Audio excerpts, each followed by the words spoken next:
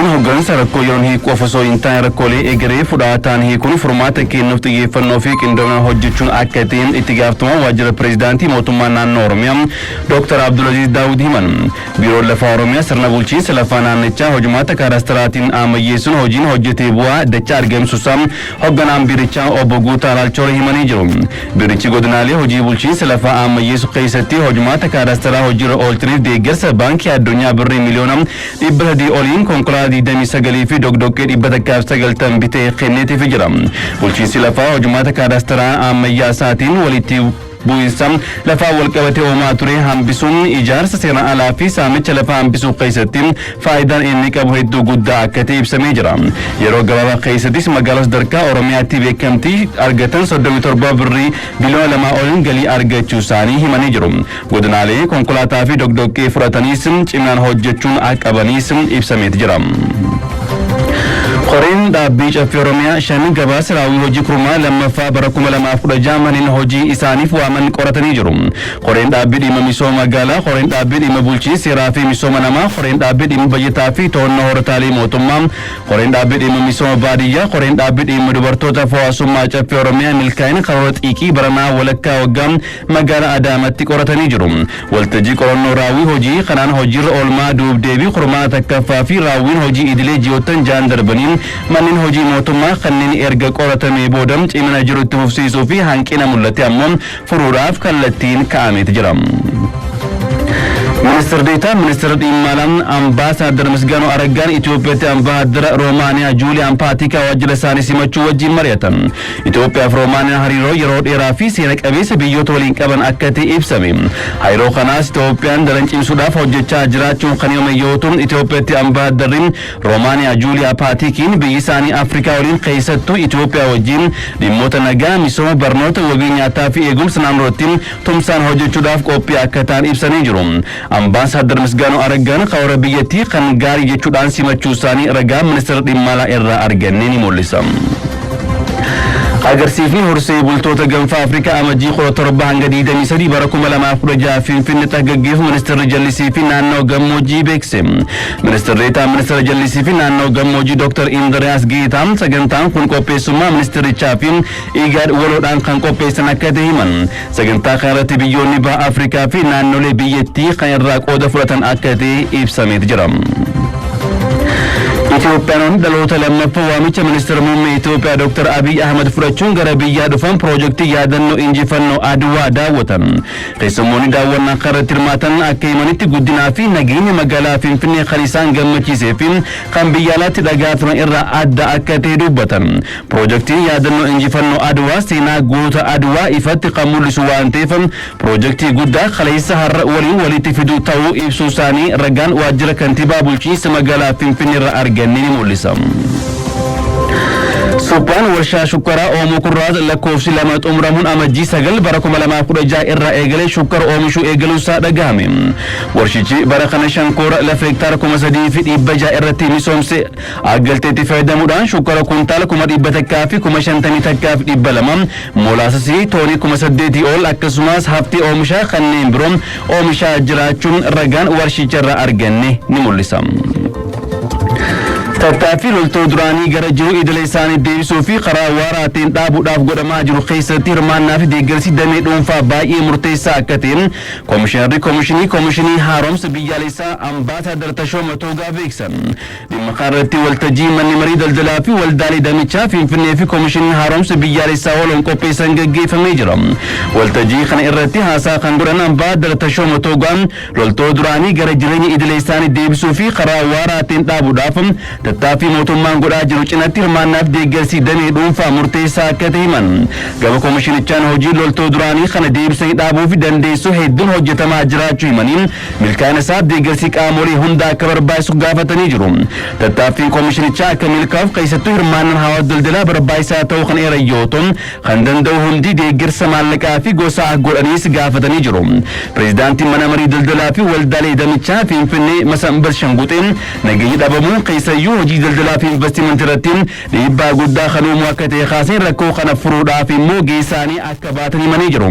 Kanaaf manni marichaa koomishinichaa waliin qindoominaan kan hojjetu ta'uu himanii hojiin nageenyaa fi deebisanii dhaabuu ajendaa waloo keenyaa ta'uu qabachuudhaan himaniit jiru. Djibouti imbaasiin Itoophiyaa dhaabbata godaantota idila addunyaa waliin ta'u godaantota seeran alaa 75 ta'an gara Itoophiyaa deebise. Daandiin Djiboutii fi Yemen baay'ee hamaa ta'uu irra darbee lubbuu namoota baay'ee guyyaa guyyaan galaafachaa akka jiru imbaasichi ibse. Kanaafuu lammiileen ofii fi maatii isaanii balaa kanarraa of qusachuu qaban hubachiisuun qaamoleen nageenyaa fi dhaabbileen dhimmi ilaallatu itti gaafatamummaa isaanii akka baatan gaafatee jira. Hojiin godaantota gara biyyaa deebisuudhaas cimsee kan itti fufu akka ta'e imbaasichi beeksisee jira. Sirni walharkaa fuudhiinsa baalli gadaa Gujii 75ffaan guraandhala 13 gaggeeffamaa jedhamee jira. Duudhaa sirna gadaa uummanni Oromoo addunyaaf gumaache sirna gadaa beeksisaa miidhagsaa aadaa fi duudhaasaa gabbisaa itti jiraachaa deemu murteessaa akka ta'e himame. Walharkaa fuudhiinsi baalli gadaa Gujii 75ffaan guraandhala 13 gaggeeffamu laaksisee mariin paanaalii qaamolee hawaasa garaagaraa hirmaachisee magaalaa Shaakisootti kaleessa gaggeeffamee jira. Qorannoo gadaa Gujii irratti xiyyeeffates obbo Waaree Halakee kan dhiyeessan yoo ta'u waltajjii irratti agarsiisni aadaa Gujii fi godinaalee Oromiyaa garaagaraa dhiyaatee jira.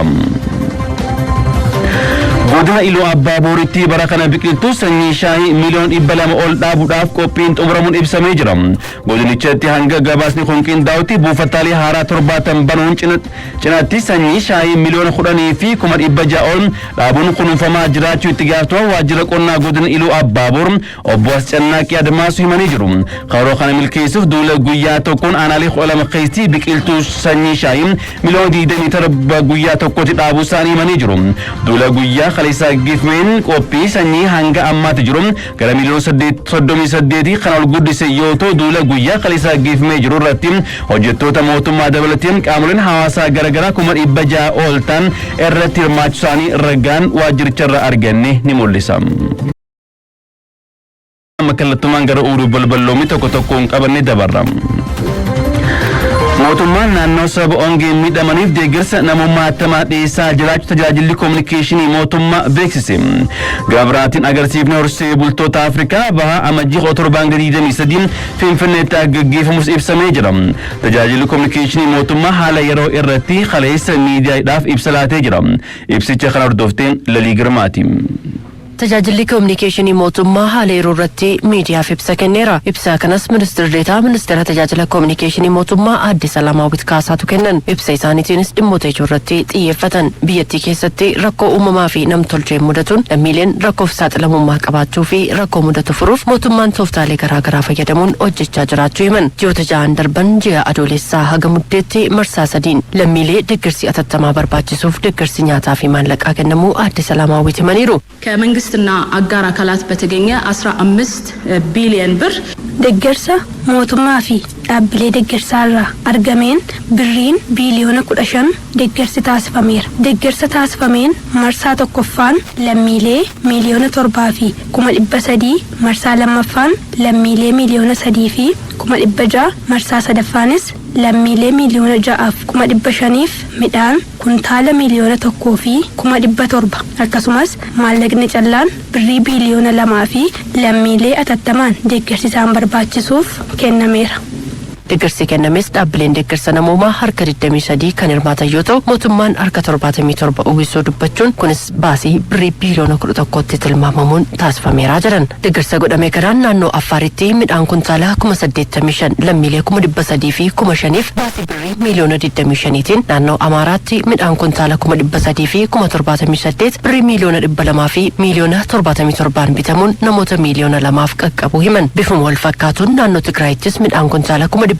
fi 30 baasii birrii miiliyoona 200 fi miiliyoona 38 caaluun bitamuun lammiilee miiliyoona 1.6 bira gahuun danda'ameera jiran. Walumaa galatti deeggarsa kanaan namoota miiliyoona 3.9 qaqqabuun danda'amuusaa dubbatan. Ammallee rakkoo hongee fi rakkoo nageenyaatiin lammiilee miiliyoona 6.6 deeggarsi kan isaan barbaachisu ta'u ministeerri deetaa ministeera tajaajila koominikeeshinii mootummaa Salaamaawwit Kaasaa himan. 6.6 ሚሊዮን የሚሆኑ ዜጎቻችን rakkoo hongee kanaafi nageenyaan lammiilee miiliyoona 6.6 deeggarsa kan isaan barbaachisuudha. Kanneen keessaa namoota miiliyoona 4 caalu naannolee Affaar, Tigraay fi Amaaraa yoo ta'u naannolee Oromiyaa kibbaa fi kibba lixaa lammiilee rakkoo hongee fi nageenyaan miidhaman miiliyoona 2,600 deeggarsi kan barbaachisuudha. lammiilee deeggarsi barbaachisuuf kanneeniif deeggarsa namoomaa qaqqabsiisuuf hojjetamaa jiraachuu fi ji'a Majjii haga Guraandhalaatti qamadii kuntaala 500 biraan ga'uuf qophaa'u himan. ከጥር እስከ የካቲት ወር ባለው ጊዜ ውስጥ አስቸኳይ ድጋፉን ለመስጠት እንዲቻል በተለይ ji'a Majjii haga Guraandhalaatti qamadii kuntaala 500 qophaa'uun lammiilee miliyoona 3,300 bira ga'uuf hojjetamaa jira. Lammiilee deeggarsa namoomaa atattamaan barbaadan kanneen deeggaruufis baasiin birrii biiliyoona 9 fi biiliyoona 2 kan barbaachisudha. lammiilee afaan kaaniif ammoo dhaabbata sagantaa nyaataa addunyaa fi dhaabbilee deeggarsa namoomaa kanneen biroo hirmaachisuun lammiilee kanneeniif kan qaqqabamu ta'uu himan. Ibsa isaanii kan birootiin torban darbee ayyaanonni addabaabaayii irratti kabajaman ayyaanni kataraa fi cuuphaa bifa duudhaa amantichaa eeggateen kabajamuu ibsuun milkaa'ina sagantichaatiif qaamolee tumsan hunda galateeffatan. Yaa'iin gamtaa Afrikaa dhiyeenyatti teessoo gamtichaa Finfinneetti gaggeeffamu hojiilee dippiloomaasii biyyattiin hojjettuuf murteessaa ta'uu kan himan aadde Salaamaawit milkaa'ina sagantichaatiif hunduu tumsuu akka qabu waamicha dhiyeessan. በቅርቡ አዲስ አበባችን የአፍሪካ ህብረት የመሪዎች ጉባኤንም ታስተናግዳለችና yeroo dhiyootti finfinneen yaa'ii hooggantoota gamtaa Afrikaa ni keessummeessiti. Ammumarraa eegalee milkaa'ina sagantichaaf koreewwan garaagaraa hundaa'uun hojjechaa jiru. Yaa'ii kanas akkuma kana duraa bifa milkaa'ina qabuun geggeessuuf hawaasni qaama nageenyaa waliin qindaa'uun hojjechuu qaba. Yaa'iin kun biyyattiin giddugaleessummaa dippiloomaasii qabdu akka itti fufsiiftuuf ga'ee guddaa waan qabuuf. Gama biraatiin Expoon horsiise bulaa Afrikaa bahaa amajjii 17-23 bara 2016 teessoo gamtaa Afrikaa kan taate magaalaa Finfinneetti kan gaggeeffamu ta'uu ministeerri deetaan ministeera jallisii fi naannawaa gammoojjii Dr. Indiriyaas Geetaa eeran. አርብቶ አደሮች ባህላቸውን የተለያዩ ጸጋዎቻቸውን የሚያስተዋውቁ guyyaan horsiifatee bulaa sirnawaa ta'een kan kabajamudha. Guyyaa kanatti horsiifatee bultoonni aadaa isaanii kan beeksifatan akkasuma kennaa isaanii kan itti mul'ifatanidha. Sagantaa kanaanii agarsiifni agarsiifame hojiilee misooma naannolee horsiifatee bulaa fi carrawwan investimentii fi tuurizimii kan itti beeksifamanidha. Expoon kun qopheessummaa ministeera jallisii fi naannawaa gammoojjii fi igaadiin kan gaggeeffamu ta'uu eeranii sagantichi mata duree horsiifatanii buluun miidhagina Afrikaa bahaati jedhuun qophaa'uusaa himan. Sagantaa kanarratti biyyoonni Afrikaa bahaa fi naannoleen biyyattii kan irratti hirmaatan ta'uun himameera. lammiileen dhimma biyya isaanii irratti hirmaatu akka ta'aniif dhaabbatichi hawaasatti dhiyeessuudhaaf hojjetamaa jiraachuu ministeerri dhimma alaa beeksise. Dippiloomaasiin Itoophiyaa yeroo kamuu caalaa qindoominaa fi hirmaannaa hunda akka barbaachisu dubbii himaan ministeera dhimma alaa Ambaasaddar Dr. Mallas ibsa idilee torbaanii miidiyaaf wayita kennan himanii jiru. Amboo maqaasaa ibsicha hordofee jira. lammiileen dhimma biyya isaanii irratti abbummaan akka hirmaataniif agarsiifni torbee dippiloomaasii murteessaa ta'uu ministeerri dhimma alaa beeksise. Ibsaa torbee idilee miidiyaaf kan kennan dubbii himaan ministeerichaa Ambaasaddar Mallas Alam agarsiifni torbee dippiloomaasii hawaasni waa'ee biyya isaanii fi hariiroo alaa irratti beekumsa akka argatan godheeraa jedhan. ከ126 ተቋማት የመጡ የሥራ ኃላፊዎችና ሌሎችም ተገኝተዋል። በግል የሚመጡ ብዙ ሰዎች ናቸው ያሉ። agarsiifni torbee dippiloomaasii lammiileen dhimma biyyaa abbummaan akka ilaalan godheera. Hanga ammaatti dhaabbilee 126 fi dippiloomaatota biyyoota garaagaraa magaalaa Finfinnee jiran 700 daawwatameera. Adeemsi dippiloomaasii kan ilaalamu bu'aa gama dantaa biyyaa eeguun argameeni. Dippiloomaasii siyaasaa dinagdee fi lammiileen bu'aa gaariin argamaa jira. Hawaasni dhimma dippiloomaasii irratti beekumsa akka qabaatuuf kan kaayeffatee barattoonni sadarkaa tokkoffaa hanga yuunivarsiitii jiran ibsaa torbee ministeerichaa irratti akka hirmaatan murtaa'uun ibsameera. Dhimma waliigaltee wal hubannoo Itoophiyaa fi Somaalilaandiin wal qabatee ibsa kennaniin Itoophiyaan guddina waloo dhugoomsuuf ta'uu himuun kaayyoo Itoophiyaa biyyootaaf ibsaa jiraachuu beeksisan. Kanaan wal qabatee ibsaa qaamolee garaagaraa irraa kennamuuf Itoophiyaan gurra akka hin qabne dubbatan.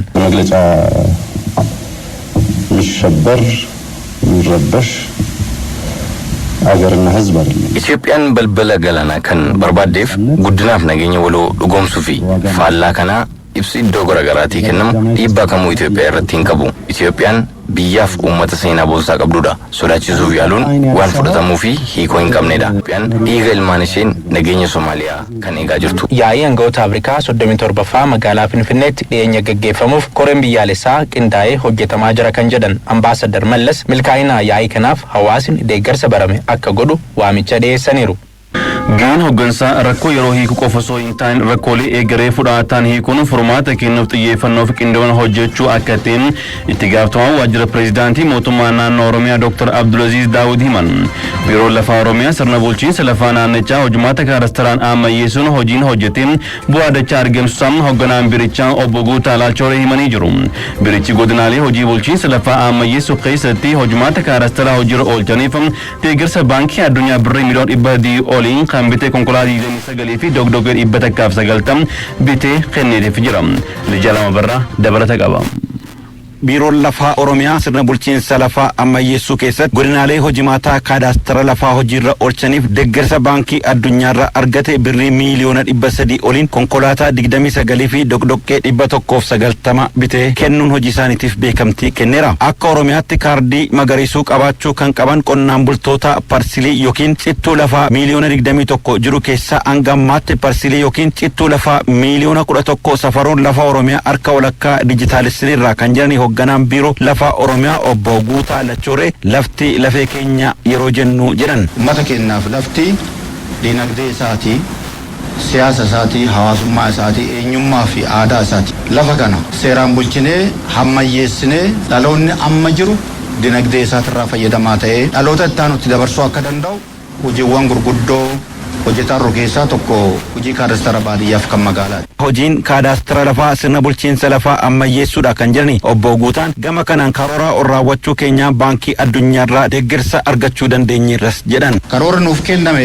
naannoo miliyoona 3 ture parselii gara nuti miliyoona 3.7 kan raawwanne jechaadha. Raawwiin kenna olaanaa ta'uu isaa erga madaalaniin booda konkolaataa 29 motora gara 190 dhimmi kun akka itti fufu hojii kana cimsee Oromiyaan akka deemu waan barbaadeef World Bank loojistisii kana waan nuuf kenneef sirna bulchiinsa lafaa ammayyeessuuf lafa safaruu qofa osoo hin taane dinagdee qonnaan bultootaa fooyyessuudha kan jiran immoo hogganaa ittaanaa biirichaa obbo Fiqaaduu Shifarraati. Tajaajila gosa 24 lafa baadiyyaa irratti kennama.